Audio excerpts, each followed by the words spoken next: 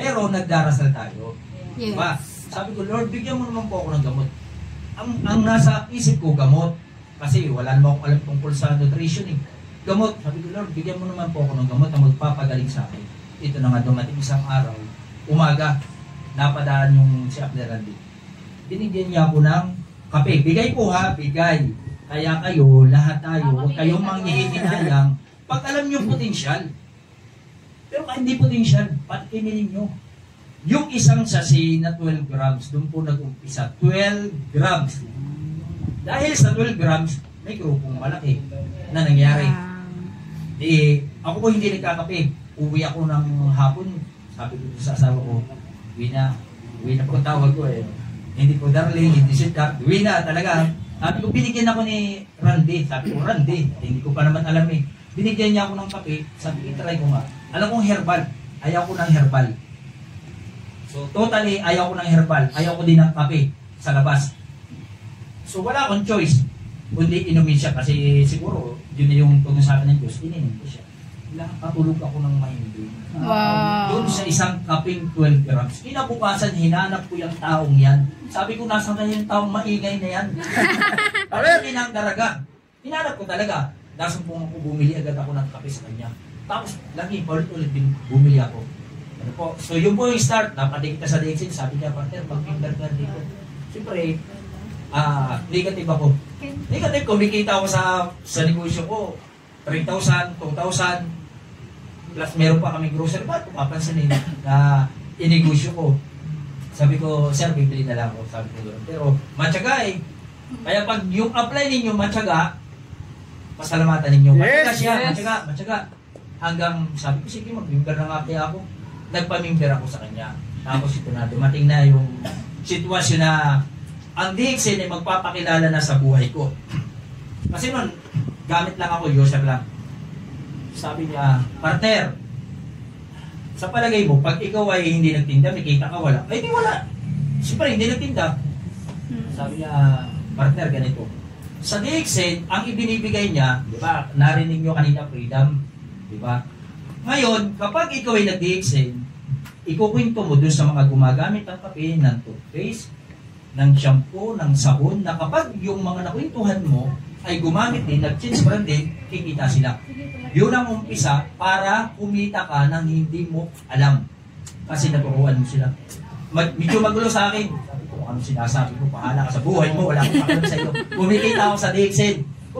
Sa DXN ba, sa negosyo ko, kumikita ako, wala akong pakialam. Ito na. Sino yung nakakakilala kay Yorme? Yorme, siguro kilala mo niyo si Yorme? Yes. Isko Moreno. Dumating na ang senaryo na may purpose si DXN sa buhay ko at ang Diyos. Di ba pinauso niya yung clearing operation sa buong Pilipinas? Yes. Nadamay yung aking pwesto. Ano ngayon ang gagawin ko? Wala na ako, hindi na ako makapagtinda. Lahat ng naipundar ko, naibinta ko. Hanggang dumating ang point na halos wala na kaming makain. Umiiyak ako sa Diyos. Sabi ko sa harap ng Diyos, Diyos ko, bakit ganito? Ako nagbibigay ng tay. Alam niyo yung tay? Nagbibigay ako ng tay. 10%, sabi mo 10%, bigay ako sa simbahan. Alam niya nung asawa ko, alam niya nung anak ko yun. Batang-bata, yung anak ko na nag-start agent dito lang nakaraang buwan. May trabaho, nag-resign. Sabi ko nga, sumunod kayo, gano'n magpagsalit, takot pa eh. Pero masasali din yan. So yun, ang ginawa ko, inumpisahan ko si Dixon, sabi ko doon sa asawa, mabuti pa, bumalik ulit tayo ng Quezon. Quezon, sabi ko, kasi taga Quezon po talaga ako, yun po isa talaga. Bumalik tayo Quezon, gawin natin DXN. Pero wala po akong alam tungkol kay DXN. Paano ko siya gagawin? Nakatin ako ng seminar, pero attend lang, hindi ko iniintindi. Kaya mamaya pag-uusapan natin itong seminar, itong training, sa ating lahat. Gusto kong malaman nyo yung tamang mindset. Diba, nag-uumpisa na, partner kay Ben. May init na, patay na. So, pumunta kami ng bayan ng Gumaca, nag-start ako 3 bag na kape. Ang pinag-umpisan ko. Ngayon, kung irereklamo ninyo, wala akong kapital, wala akong paki sa inyo, kasi sabi niya, Player Randy, hindi dahilan ang mga bagay niyo. Kung kayo nagdadahilan, huwag na kayong mangarap na mabago ang buhay.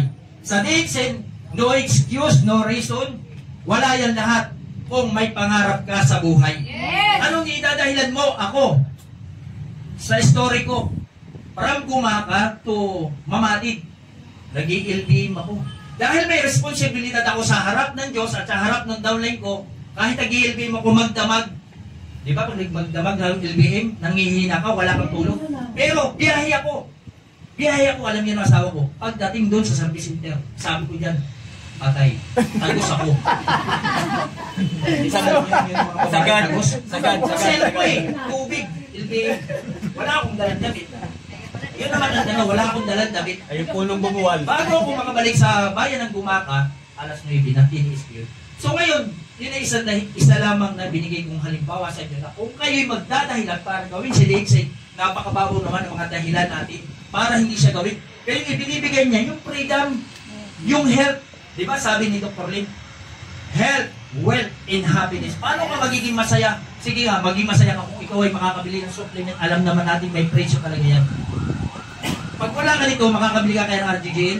Sir, di ba sir? Magkano RGGL ngayon? 360, 90. Kahit yung 30, magkano? Ay kung grabe ang sakit mo, di ba? Sabi ang inom sir ilan? 30-30. Araw-araw yun. Di ba? Pag Ako, may nahawakan din ako. Kumatos.